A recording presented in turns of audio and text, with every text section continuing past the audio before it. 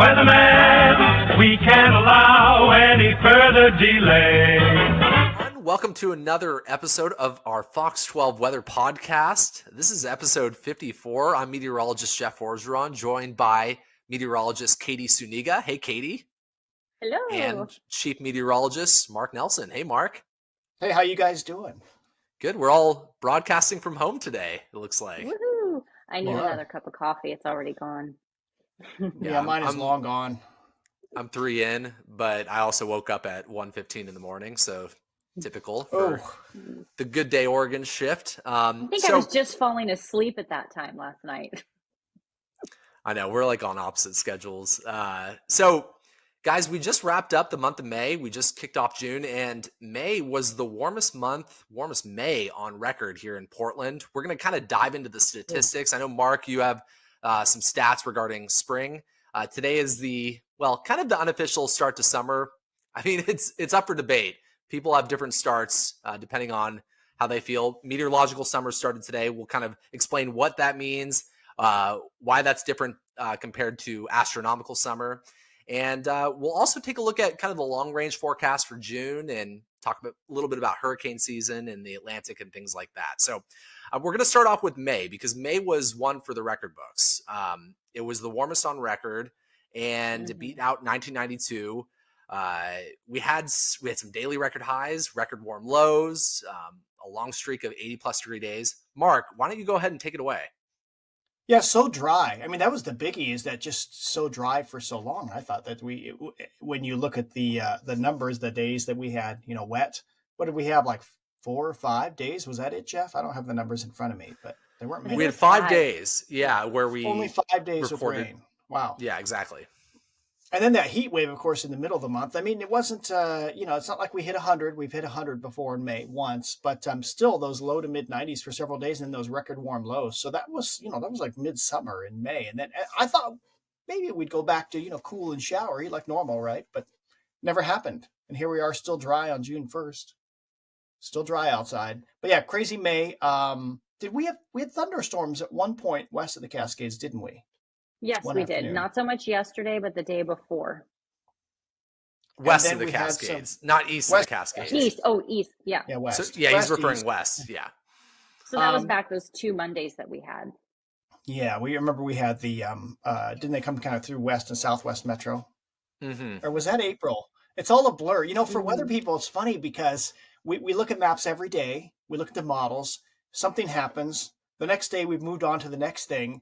And do you guys find the same thing, that when you look back 2 to 3 weeks, you go, wait, did that happen? When was that? Did we have a thunderstorm, Southwest Metro? When was that? Yeah. Well, I just remember the thunderstorms because they're one of my favorites. And so the last one we had was the one that came down through Clark County. That's right. And we had that 140 strikes just in Clark County. And then like 1 or 2 made it to the Columbia, and then it fizzled out for us. That's so right. that was a last good one. Yeah, that one was exciting. What really want to pause really quick and address the elephant in the room. We are trying out video for one of the first times here on the Fox 12 Weather Podcast. And we're kind of, going through some internet things. Mark, your video just went down briefly, but we've had your audio up for most of the time. So if you're actually watching this Fox 12 Weather Podcast, as opposed to just listening to it, we're going to be working out some wrinkles here. Just bear with us, but hopefully everything goes smoothly from here on out. And let's be honest, I live out in the middle of nowhere in the woods. I have Starlink internet. I'm not saying it's pretty good internet, but I don't have the speed you guys have. By fall, I'm supposed to get fiber internet. So by then, I'll be like everybody else, like the real world. So it's mainly me, folks. Let's be honest. It's my slow internet. He didn't cut out for me. I'll tell you that. He might have cut out for you, Jeff, but his video was good for me.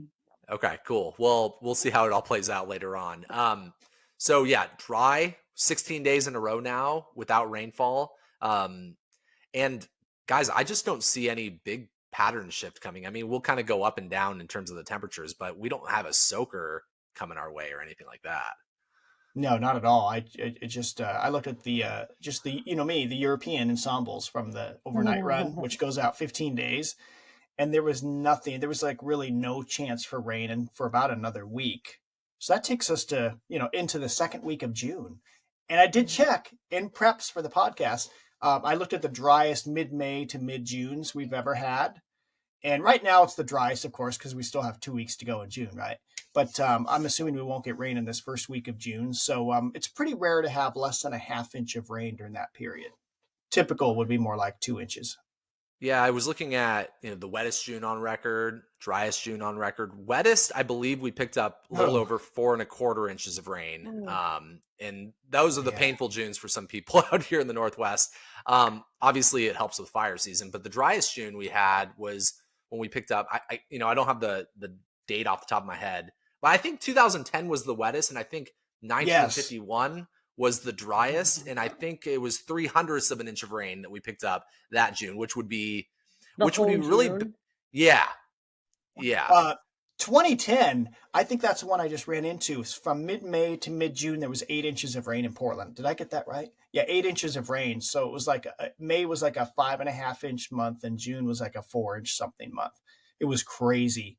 I remember I planted my garden 3 times, and each time it didn't get washed out, but stuff would try to come up, and it would just mold or go bad or get eaten. Oh, It's Yeah, terrible. so I think like we tend to think way out ahead because we forecast for a living, Right. and we're entering the fourth driest. We've just entered the fourth driest month here in Portland. Hmm. So if we're not picking up rain in the next few weeks, the faucet will really turn off. Typically, that's what history tells us happens in the summertime, and it could be a rough fire season. I mean, I hate to bring that up, but we've had some bad fire seasons in the past few years, and it's hard not to look ahead to that. It all depends on what happens.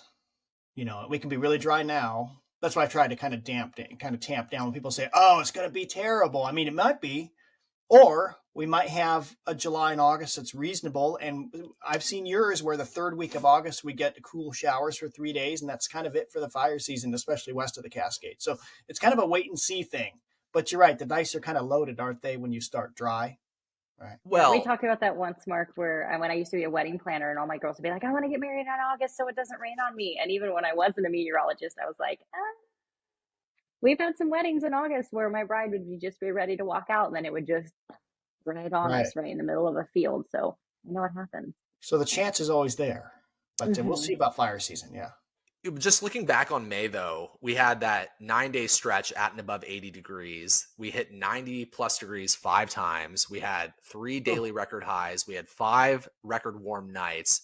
And then over basically the second half of May was completely dry. So dry plus abnormally warm conditions, greater evaporation rates. Things have probably dried out faster than typical for late May. hmm.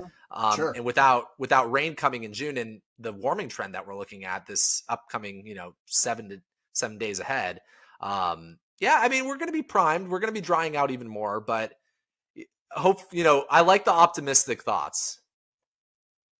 Yeah, fingers crossed. If you're listening and not watching, Mark is throwing up the crossed fingers, so we'll leave it there. Okay, so that was May. Let's talk about June a little bit more and kind of just the upcoming pattern. So typically at the start of June, or our average high start of June is 72 at PDX, end of the month 78. So we do see things start to warm up. We usually pick up about 2 days where we hit or exceed 90 degrees.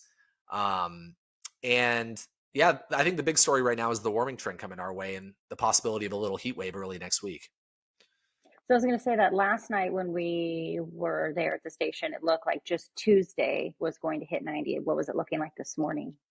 Yeah, I bumped us to 90 Monday and 93 Tuesday. And that was heavily based on ensembles. There was pretty good agreement that we're going to be right on that edge of 90 degrees Monday. Luckily, we aren't going to have an offshore wind, it looks like, at all during this warm up. And what I mean by that is we're not going to have the wind directed from land to sea. When that happens, the air just dries out even more. The Right. temperatures fluctuate more rapidly. So we may start off, relatively cool, but then they can just rise fast in a drier environment. So we're not going to have an offshore wind. I think our wind is either going to be northerly or kind of light onshore, which could lead to some pretty humid evenings and nights.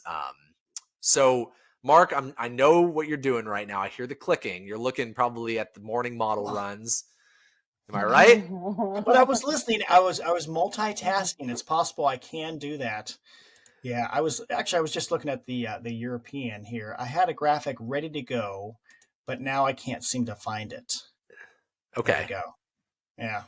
Actually, wait, no, I do have this. Let me see. Let me see if I can share this. We can keep talking, but I'm hitting 14 buttons at once. Luckily, I'm still on the podcast, right? Yep, you're there. We have a new share button. Let's see if this will work here. Let's keep talking amongst ourselves.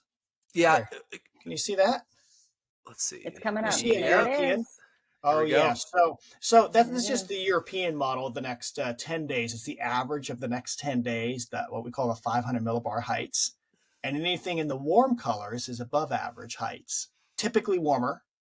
And anything in the cool colors is below average. So if you take the 10-day average, June 1st to June 10th, now to the 10th, I mean, it's above average. You kind of see that hot ridge centered over the South Canadian prairies, right? And the northern Mhm. Great Plains. And we're at the edge of that. So it looks to me, I mean, that's just kind of divert systems around us. Typically we don't get many systems in June anyway, but that's a warmer than normal pattern for us. That's up at Okay, 500 millibars. And so I'm going to yeah. go a little off script here and ask you a question because people have been asking me, and we've been talking about this with the likelihood of El Nino.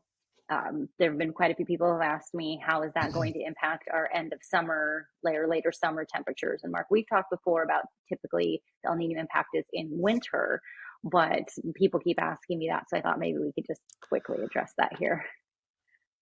I'm not aware of any like real correlation. Now, I think some of the wildfire folks have said, no, El Nino summers tend to be a bit warmer. That said, we're not in El Nino yet. Mm-hmm. We're So, not, but can we okay. just talk about this upper pattern? This actually, you have an 850 millibar chart up, which is fine. Something that I've been noticing, and I've heard some innuendos. I've heard some climatologists, meteorologists talking about the pattern is almost starting to look El Nino like, where you're starting to get more waves coming through the Mm-hmm. southwest, extending down into the southern plains.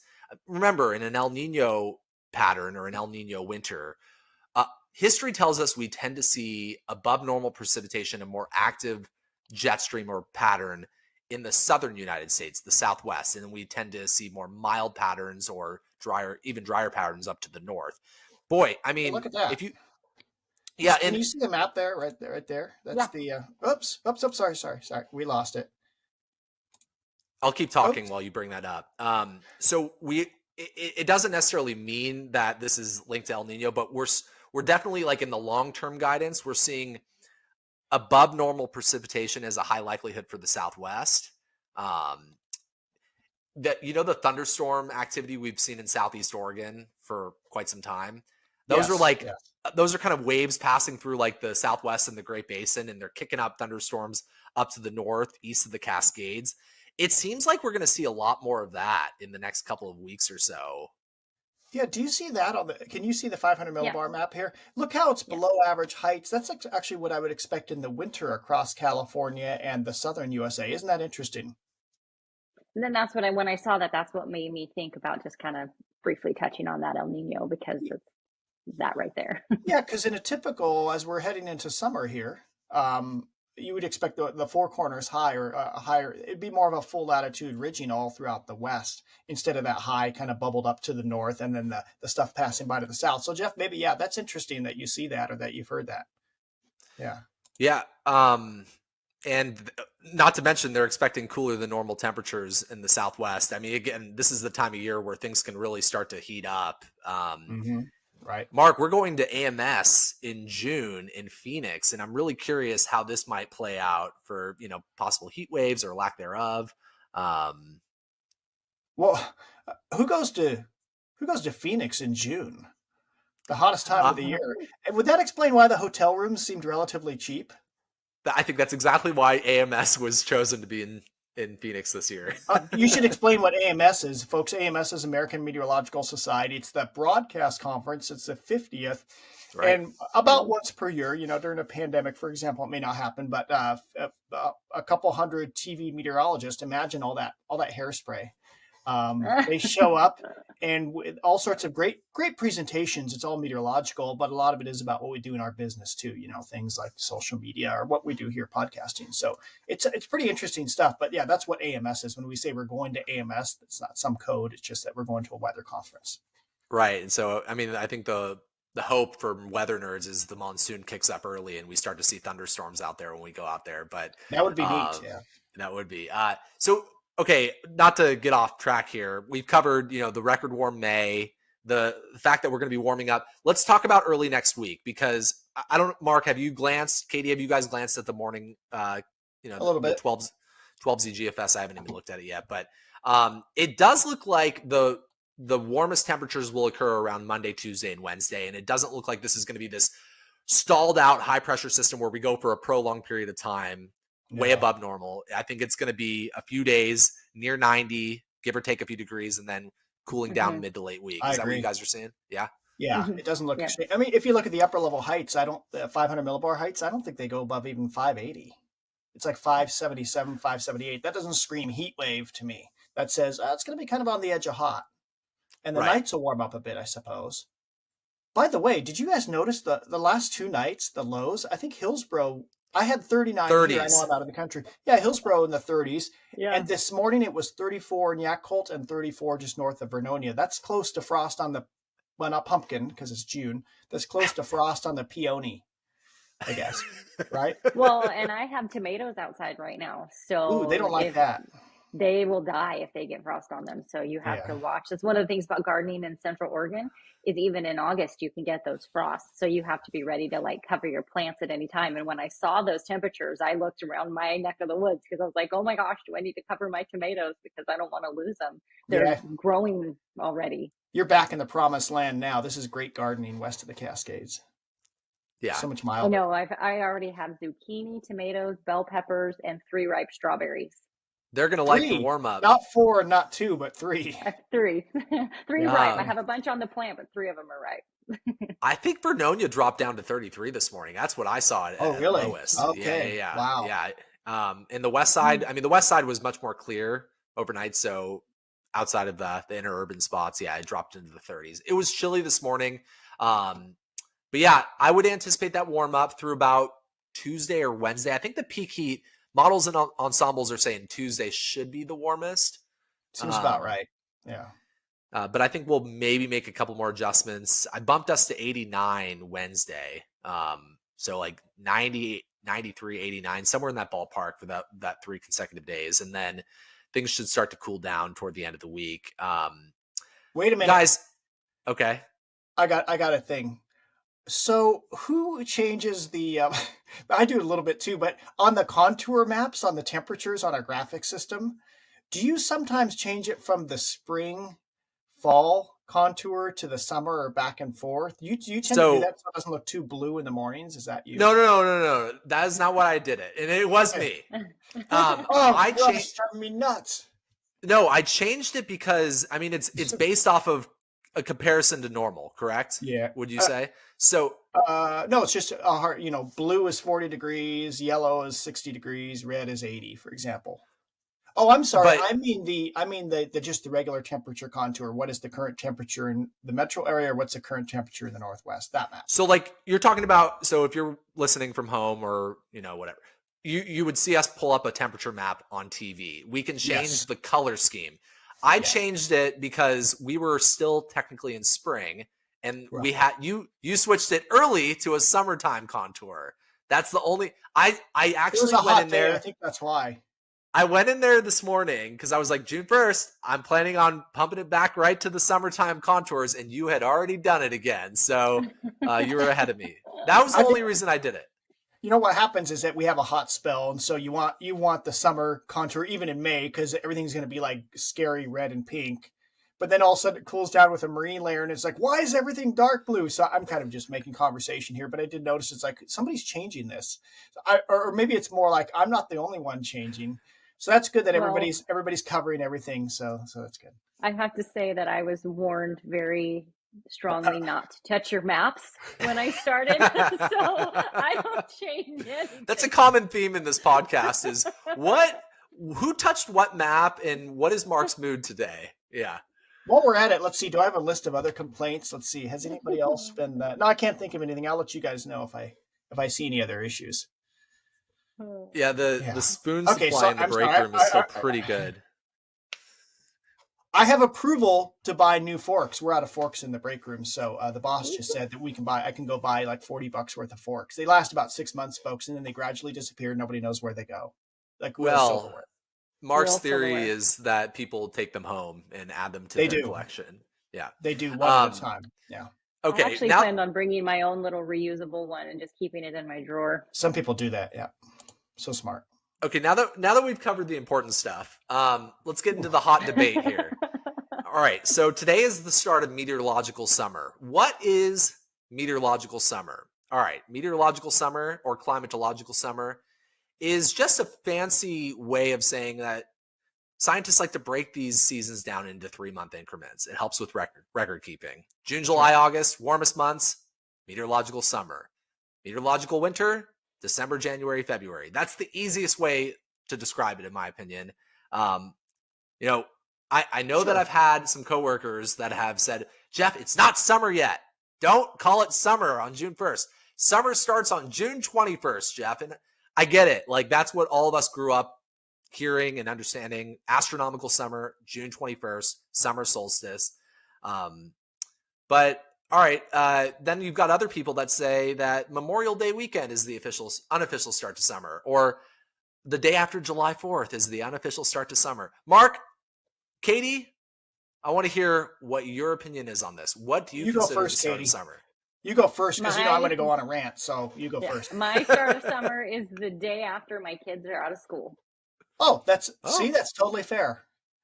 Totally Yep. fair. So that they get out on whatever June day, the next day, that's the start of summer. all right. That's reasonable. I've heard other people say it's the first day I put on shorts, right? Which would have been in May, right? Except for some people wear shorts year round. True. Good point. So for me, it's I figure meteorologically it's June 1st. All right. It does drive me nuts that we love our news friends, but it drives me nuts. Like they kept in that script the other day from Memorial Day weekend, the unofficial start to summer, and I said, why don't we just say the traditional start to summer? Okay, because it's like for regular people in much of the country, it's turning kind of hot or it's about to turn hot, and let's just call it the traditional. Do we have to be official and unofficial? Plus, there is no official start to summer. Hear the rant. If you want to find an official start to summer, it would be NOAA, the National Weather Service, saying it's June 1st is the official start of summer. Yeah, traditional could also be June 21st, which is what the calendar says. Astronomical, the longest day of the year. Is there anything else I need to complain about? No. So I just like Okay, saying traditional. Go ahead. can I throw in a complaint for me? And this is not because hopefully this doesn't get me in trouble. We're all friends. I always get irritated when I hear people, especially news people, like the people that sit at the desk or reporters and stuff, say it's the longest day of the year. Well, every day has the same amount of time. It's the longest light of the year. And so that is a pet peeve of mine when I see that in Oh, scripts where today is the longest day of the year. I'm like, no, every day is the same amount of time. So Katie, that's a pet peeve of mine. my former news director, Charlie Haldeman in Waco, Texas, I remember going on air and saying the longest day of the year. And he took me aside later and said, it is not the longest day of the year. Don't ever say it again. It was a big pet peeve of his. This was early in my career. I learned that way. He's always in the back of my mind when I think of that. So I agree with you. Yes. That's a good point. Yeah. Some people would say that the start of fall is when pumpkin spice lattes are released at Starbucks, like Nora Hart, for instance. isn't that like September 1st?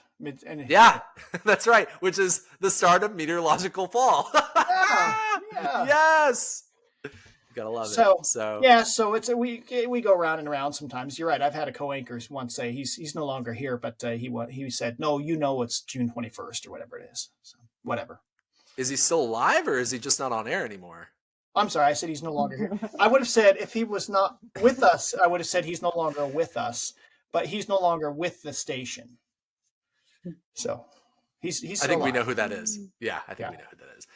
Um, Ooh, so all we right. covered Well, the season. Wow, that was pretty intense. do you feel I good? feel like, Do you feel good about that rant? yeah, I feel better. We don't have to do it again for 3 months. Okay. So today, June 1st, not only marks meteorological summer, the start of meteorological summer, but it also marks the start of the Atlantic hurricane season. And you're probably thinking, okay, Atlantic, is there a different start to the other hurricane season? Yes, there is. Eastern Pacific Ocean. Think about the coast of Mexico. That part of the Pacific the start of hurricane season is May 15th. So that happened a couple weeks back. But interestingly enough, guys, I don't know if you've looked at the National Hurricane Center's homepage. If you go to nhc.gov, just for the folks that are listening at home or in the car, that gives you kind of just a broad scope of what's going on in the Atlantic Basin and the Pacific Ocean, things like that. And there is already a disturbance brewing in the eastern Gulf of Mexico. I believe at last check, this little cluster of thunderstorms already has a 50% chance, a medium chance at developing into a named storm or a named system. I don't even know, 50% chance is it a tropical depression at that point or named storm. Mm-hmm. But regardless, it has a pretty good shot at maybe forming into something over the next couple of days. So I think it could be an interesting year. I've listened to some hurricane experts, and there is a ton of uncertainty as to how this hurricane season is going to play out. I don't know if have you guys heard rumblings about this? I have not paid attention. Okay. So far, I have not. So this is what's going on. There are pockets of the Atlantic that are abnormally warm for this time of year. Right. So you would think, okay, that's the breeding ground. That's like priming, things for hurricane development. Yeah. But think about El Nino, or think about our current upper level pattern we just showed you on that map, where we have these like waves going through the Southwest. That's keeping kind of the showery conditions around in some cases, or thunderstorms. It's keeping temperatures cooler than normal. Those waves are moving off toward the Gulf of Mexico, parts of the Atlantic, and hurricanes don't develop in environments where there is strong upper level wind. Exactly, wind shear, vertical wind shear. Let's break that down really quick. Mark, can you describe what vertical wind shear is to our audience? Yeah, it's just that there's increasing speed overhead that's going to kind of the hurricane's kind of an engine, right? So it's this perfect little engine and of heat, and if there's too much shear across the top, am I correct? Because I'm not a hurricane expert, since we don't deal with them. Too much wind across the top, they just don't seem to strengthen very easily. Is that right? Yeah. So tropical, exactly. The perfect environment for a tropical system to form and develop and strengthen would be under an area of high pressure where the upper level wind is light, but down below you have an environment that has really warm water. You have those tropical waves that say come off of Africa and they drift across the Atlantic. And under the right circumstances, under the right scenario, you can see a system develop. And we are seeing that wind shear, or that wind environment, kind of keeping systems from potentially developing into strong systems. I'm not necessarily thinking that at the moment in the Gulf of Mexico, but I think the systems coming in from the west could inhibit tropical development. And that's why hurricane experts are saying there's a lot of uncertainty, because if El Nino patterns may develop throughout hurricane season, even though the water is really warm, you may not have, a lot of hurricanes developing, or frequent hurricanes developing. It's just kind of like a theory, if you will. Pretty interesting stuff, of course. I mean, again, it doesn't affect us really, but we'll see. Yeah, it doesn't affect us. It's just more of like it could affect the gas prices, I will say. Oh, yeah. Well. Right. And it is kind of nice. I do like it. It sounds terrible, but I do like when we get hurricanes in late August and early September, because usually at that same time of year, what's happening here? Nothing. And so it gives us a reason to use our hurricane graphics. Something to talk about. So I guess I better get those hurricane graphics cleaned up. Oh, wait. No. Last year, remember I had the great, when I blew out all those graphics? The Great Purge. Accident. The Great Purge. Actually, we've had a summer since then, so we do have graphics. So, wow. Okay. Well, and I got the radar app, so I get to watch them with you guys. Radar scope, yeah. I'm so excited.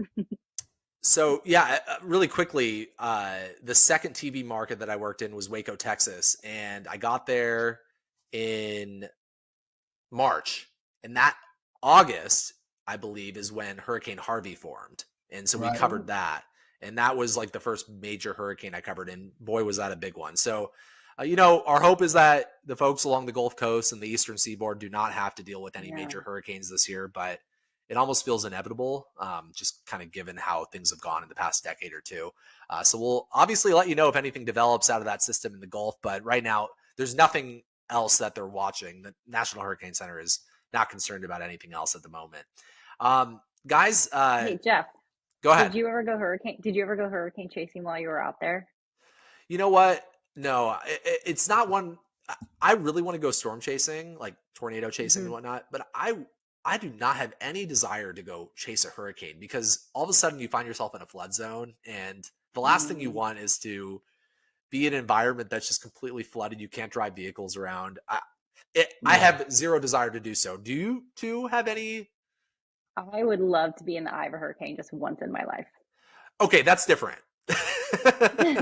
But describe to our viewers, Katie, what it would be like in the eye of a hurricane, because I don't think I think a lot of people think, okay, it would just be crazy, you know? No, calm, clear. You look up, you can see the sky, the stars. If you've ever seen that movie, is it The Perfect Storm with what's his name? Gosh, anyway, you get in the middle and it's beautiful. It's clear. It's Clear. lovely. Yeah. And I'm the, and getting the the calm. circle around you as well.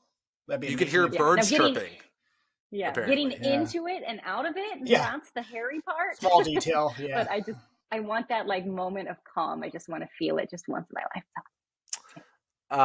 I actually have a buddy. His name's Josh Morgerman. He goes by Hurricane Man or Ice Cyclone, not Hurricane Man. Ice Cyclone. His TV show is called Hurricane Man. He chases any hurricane he can locally in the United States or in Central or Mexico. He's been in many of the most extreme landfalling hurricanes. Some people just want to be in that environment.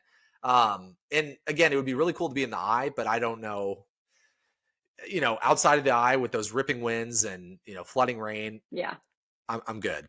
I think I'm Yeah. good off that. So, okay, guys, really quick before we wrap things up, Mark, you had some pool situation going on last time we were talking. You know What's the what? latest? It's a work in progress. It's not full yet, but I think we're almost out of time. So you know what? I want to maybe next week I'll give you the full Are you going to update tease how the it? pool went. All right. Yeah, the pool should be open by next week when we record this. Maybe a Open picture. to the public or open to the Nelsons? No, no. That's a legal liability, slight legal liability. We can't have everybody over now. All right, fair enough. Guys, thanks for joining us here on episode 54 of the Fox 12 Weather Podcast. Hopefully the video aspect was relatively smooth. If not, we're gonna get this all figured out in the coming weeks. So we appreciate you listening in, and enjoy the mild weather the next couple of